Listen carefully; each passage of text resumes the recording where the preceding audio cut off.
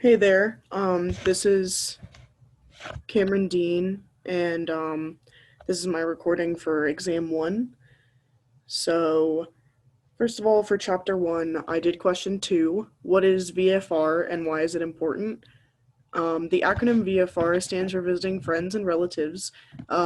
This is the number one reason that people travel in the world because when a person is out with friends and family, they are more likely to spend money. And I also did number three. What are the four perspectives of tourism? Which ones represent supply and which ones demand? The tourist itself is the only one that represents demand. The business providing the goods and services is represented by supply. The host community or locals are represented by supply. The government of the host community is also represented by supply. And then number four, what are the elements that would distinguish someone as a tourist? Name all five. The first is being a non-resident of where they are staying. The second is how far they've traveled to stay there. The third is how long they stay there. The fourth is the purpose of their trip. And the fifth is the money that they spend while traveling. So number five, what are two main ways that visitors are counted? And why is it important to know how many visitors come to an area?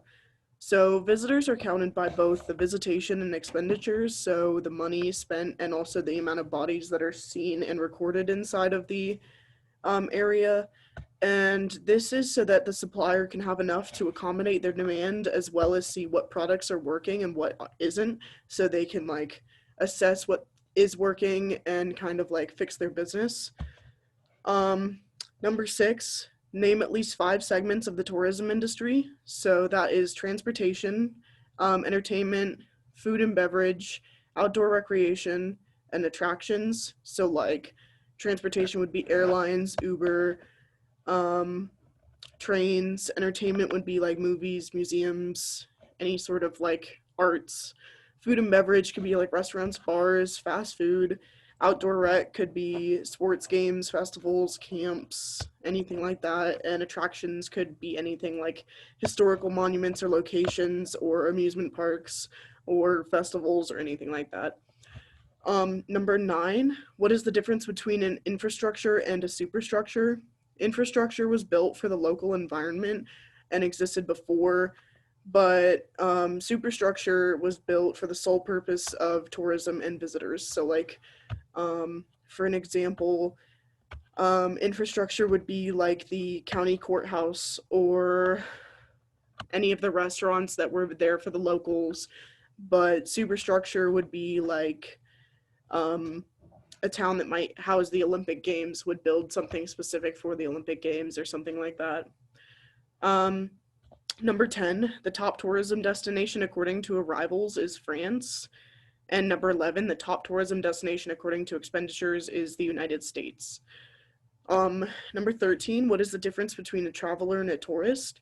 A tourist goes out for sightseeing and stays within their comfort zone, whereas a traveler will interact with their new environment, or it might not be new, it might be something or somewhere that they've gone before.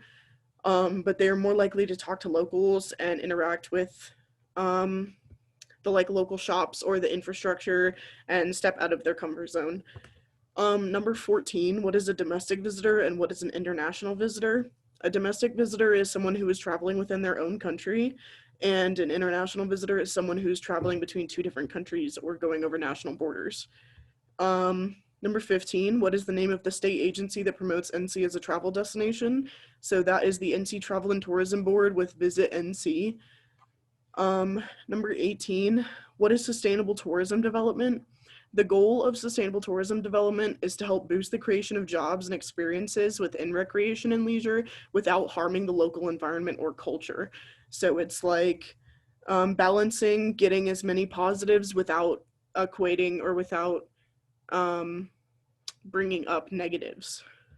So for chapter two, this question didn't have like a bullet number next to it, but it was above question 20 and it was like the first one for chapter two.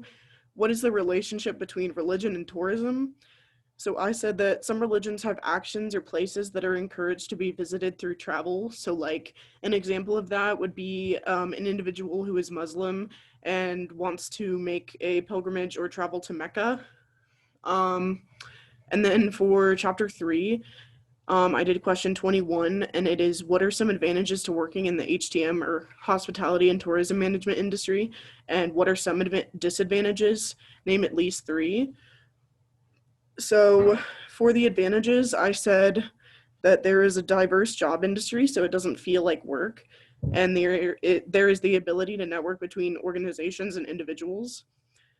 There is also the perks of the job and being able to try new things.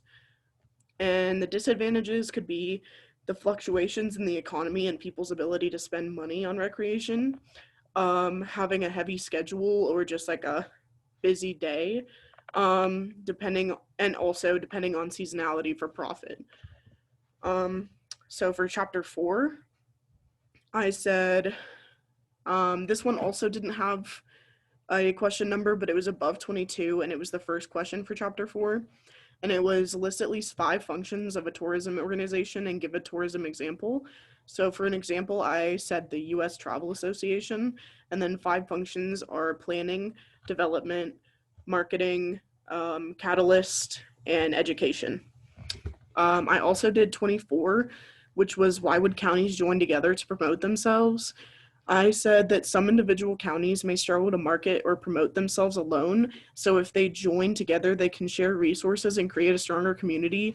And this promotes interconnecting different communities and like just gaining together to use your resources to like be bigger and better and leave more of a experiential impact on people. Um, and I also did 28, which is, both of the following websites are maintained by Visit NC. What is the difference between them? And so I said the ncommerce.com/tourism is for those who are interested or are already in the hospitality and tourism industry who just need resources or honestly any other information they can get.